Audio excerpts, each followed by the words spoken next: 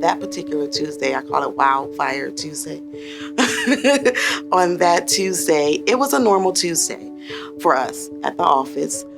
Started the day with our supervisor's huddle, and we noticed that around 9 or 10 o'clock in the morning, there was a fire that started in the Palisades. We are a little bit used to that because we do have wildfires in those mountainous terrains. And so we took a cautious approach of wait and see. I got a call from my practice manager, Nicole, who said that we were going to, at that time, because it was early on, so at that time, possibly do an evacuation. So let's be prepared. It was crazy. There were helicopters that were overhead. We heard ambulance, fire trucks. Lots of people were canceling their appointments. And so we knew, okay, this must, be close. There's something definitely going on. None of us really had an idea of how close. We just could hear everything, all the commotion going on. When the fires came down that day, it felt unreal. All you can hear is a lot of sirens, and we were all looking at each other, my coworkers and I, trying to figure out, is everything okay? We just thought it was just a normal, something was going on outside. We didn't think that it was drastic until one of our doctors, he had to go pick up his daughter, and he was flying out of there. That's how I knew that it was really bad. When we talked about what the weather was like and what we needed to prioritize, we came to the decision that we would, for safety purposes, just evacuate. The call came in about 15 minutes later from Nicole with the, okay, we're going to evacuate. I had to make sure I was calm and not be worried because that would reflect on my team. My team was active. They were on the phones making appointments or taking messages. So from there, I did a quick, what I call a huddle in the front office. And I instructed all of the team to stop what they're doing, gather your things, and we're going to evacuate. We were able to say, okay, we're going to leave. We evacuated, and the traffic was madness. I mean, while we're trying to make sure that we get out of there safe and everything, it's like so many different things. And the fire tried to jump where we were driving down. It was just, it just felt so unreal. It felt like you were in a movie, but it wasn't just, it was real life, like it was happening. And it's like, you have to remain calm. And it was just so scary, just the fire trying to jump from where we were, and I was trying to stay with my coworker because I'm like, I don't know how to get from the back way. I'm gonna get lost or whatnot. I stayed behind because I wanted to place signage on the doors just in case. I wasn't thinking we weren't going to be back. I just thought we were just going to just evacuate and then come back tomorrow like normal. But that didn't happen. The one thing that was in the forefront of my mind was our Providence promise. Know me, care for me, ease my way. And that was a part of every single moment of my decision-making metrics. When we identified the fires, we're getting closer, understanding that we have to be safe first. And where can we find safety? We can find safety in other departments, with other teams. We can uplift each other and be safe together. We can rely on each other for what is going to come. And focusing on patient care, knowing that patients are going to be struggling, knowing that there was so much uncertainty. Just to keep those communication lines open was so paramount for us. So making sure that we did not shut down and crash down, and we're just able to receive whatever it was to bring. And so I left the Palisades office, went to 901, and it was business as usual. Our first thought was our patients. My caregivers wanted to hop back on phones because we knew our patients were going to call. They were going to call for themselves. They were going to call for their doctor. And what I love about our patients, they call for us. Did you guys get out okay? Are you okay? Is my doctor okay? Are you guys safe? What's going to happen now? Those were the questions and calls we got from our patients. Yeah. Our family. That's what I call them. Our family. When I finally got to 901 Wilshire, my other coworkers, we slowly started to come in, and we have, no home, obviously displaced. And so we're having to use someone else's desk. It was odd, but everyone was really welcoming and they understood. We went to 901. We continued to work and serve the patients to ease their way and to give them information. They were so surprised that we were still answering the phones and everything. And what I can say for everyone on my team, I feel like we've been doing a really good job, and no one hasn't broken down yet. We just been going and haven't even stopped yet. And we've set aside whatever we have going on to care for the patients, to be here for the physicians, to keep everything still running afloat, and just, still having a smile on our face and still grateful.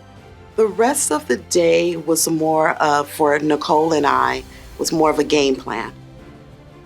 Next steps. What will tomorrow look like if so happens? So we were planning that as far as caregivers and where they would be located, if we would do remote versus in person. We ended our day during regular business hours. Everyone got home safely. There were caregivers that we needed to have leave the office from the 901 staff because there was another fire breaking out in Altadena.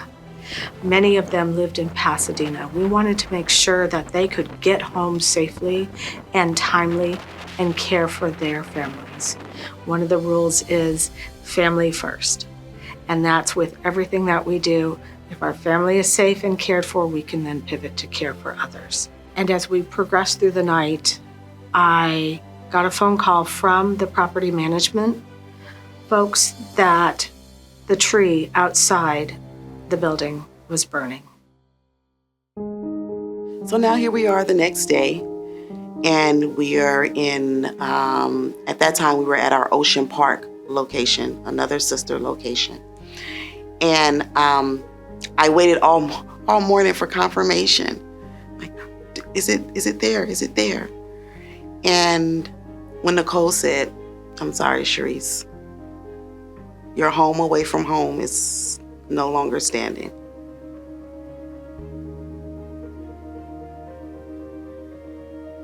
My heart sank because that literally was home. We made that home. Then it was time to gather a different game plan now. Where do we go from here? It was very fluid. We had just received confirmation Wednesday morning that our Palisades building had burned down. But the fire continued to move south. So our 901 Wilshire location was now in potential danger and part of the evacuation route. So we pivoted all of the staff from Palisades and 901 to our Ocean Park area. When we talk to our patients, we're all so empathetic and we want to be there and we put ourselves in their shoes. And each phone call, it's, I find myself apologizing just because that's all I can do. I tell them, I'm sending you a virtual hug, and so many people have been like, thank you so much. You don't know how much that means. We took over one of the behavioral health hubs and were able to remotely log into our computers and take phone calls and care for patients who were so overwhelmed with grief and with uncertainty, not knowing how to get their medications, to get care. So we had as many people that could potentially come in safely, come in and report to work. And the patients have been very nice. They've been calling us to check on us, as well as, they tell us all their stories of their situations, and their stories are really sad. We spend a lot of time on the phone with them, just getting them through it, hearing their tears, hearing everything. But at the same time, we're being like a cheerleader for them, to have them still be positive and still, like, you survived this, like it's gonna get better. One morning, I remember Nicole was talking to us, and there were so many employees there. I mean, we had to be in a room with at least 20 to 30 caregivers, and from all different, departments. And everyone's unsure, like, okay, what do we do? How do we best serve our patients? How do we help reassure them that we're gonna be here? And she just fired off. She was like, okay, you're gonna do this, you're gonna go there, da da da. And it was crazy and incredible and phenomenal at the same time. She told me, she said, Monique, follow me. I need you to take down everything I'm saying because I don't want to forget it. And I'm like, okay. And just walking around with her, I mean, the list, I had a front and back page of a huge, huge piece of paper. And it was just, she went through it just so eloquently and well, and people dispersed, and that's how we just kept going. She did help us a lot as well with being able to just let go. Nicole is very big on meditation, and she said, do you guys need some help? Just let me know. I said, yes, let's meditate right now because it's a lot. And we closed our eyes. We did, this lion's breath, which I had not heard of, helps immensely. And all of us just in a circle were able to release and then recenter ourselves and come back to, okay, we're here to help people. We've done a little bit for ourselves, and let's move on. Providence is very special. The know me, care for me, ease my way. That's not just a slogan or just a statement. That's true. That's so true. And coming from a different organization to come and be part of Providence for 5 years now, that's so true. And it's all the way around. It's with each other. It's with our physicians. It's with the patients. Yeah. I love working at Providence, and I love the Pacific Palisades family that we have. We're always there for one another, and I've learned a lot from my physicians and everything, and the patients, the caregivers, down to the management. They've just been really there for me, and I appreciate it. And a few conversations I've had, I know one was like nearly an hour. I talked to this woman for 47 minutes, and I know I have to get to other patients, but she said, please just let me finish. I need to get this story out. I need to talk to someone. And I'm like, okay, that's what I'm here for. It's no problem. We've got other people answering the phones. And if this is what you need to process, by all means. It actually helped me out as well, because I mean, her story was incredible, and my heart went out to her, and it really helped solidify that's what we're here for. That's the path that we've all chosen to take, and I couldn't be more proud to work with a company that has been so on it and so, willing to give and show their patients that no matter what tragedy you're going through, we stand tall and we stand together, and we're here for you. Providence can handle a natural disaster almost seamlessly because everything is interwoven together. Our Genesis telephone system, when we built that, we had caregivers being able to cross cover and be able to enter into work queues and phone queues at the ready. And it's built for these types of situations. We will always have natural disasters, crises, and to be able to pivot on a dime is key in healthcare. What brings us together is when they call and, we're able to tell them, we're here for you. We've got you covered. Don't worry. You can still make your appointments. Someone will see you. We still can provide the medication for you. Don't worry about it. And so many, are unsure as to, well, I don't know where I'm going to be, and they find it reassuring that they still have this constant of being able to check in, being able to see their physicians, and also, seeking mental health. I have talked to quite a few people who are like, I need to see someone, I know that I need to help process this. And I've cried with people on the phone, just because the emotional pull is I can't say that I know, I can't, I'm not going through the same thing because I didn't live in the area. However, I do understand a similarity with me being displaced from my home. With us having to work in the Palisades, rush to 901 Wilshire location, and then being told, okay, you're gonna go from there to Ocean Park, and sitting at someone else's desk. I'm like, this isn't my own. I'm not comfortable, but I'm gonna make the best out of the situation that I possibly can. How was I able to sustain what I was doing throughout the entirety of this disaster, and even now looking into the future, is the fact that we have the commitment from leadership. We have that commitment from my colleagues. So when I was on Teams calls, regular business operations, I still felt that energy support to be able to propel me through. And that's what makes this environment different than I would say other organizations, is the collaboration and the support that I received from my own colleagues and from my team as well. I reference, it's okay to not be okay. I am human too, and sometimes I stumble and fall, but I know my team is there to catch me, just like I am there for them, and my colleagues are as well.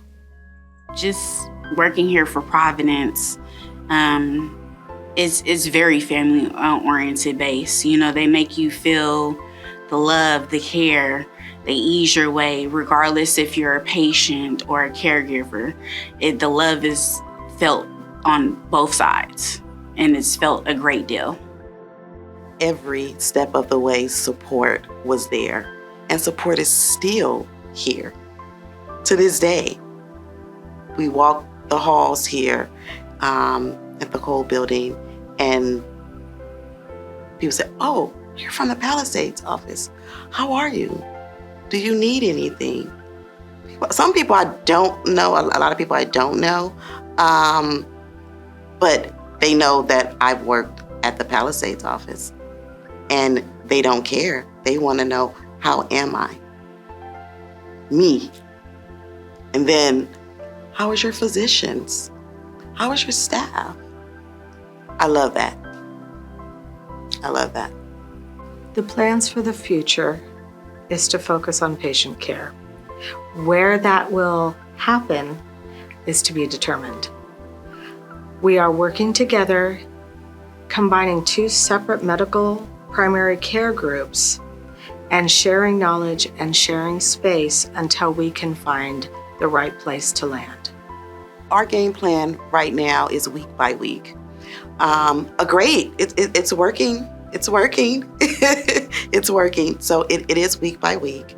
And all the caregivers are all safe, and all of them are still working and still providing that excellent patient care.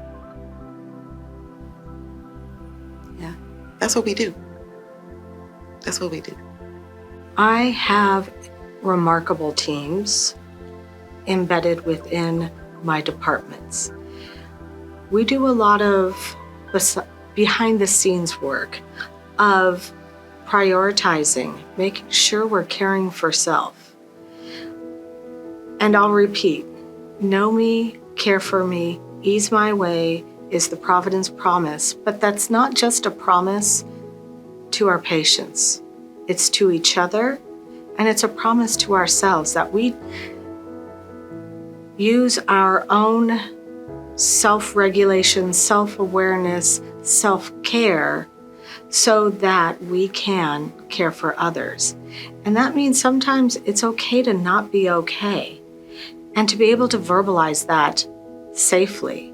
So when we have to pivot to care for our family, or we become dysregulated for a moment in time due to a natural disaster, some other issue, that we can safely say, I need to take a moment, I need to take a break, without judgment or shame. And that's part of what it means to be Providence and to care for ourselves.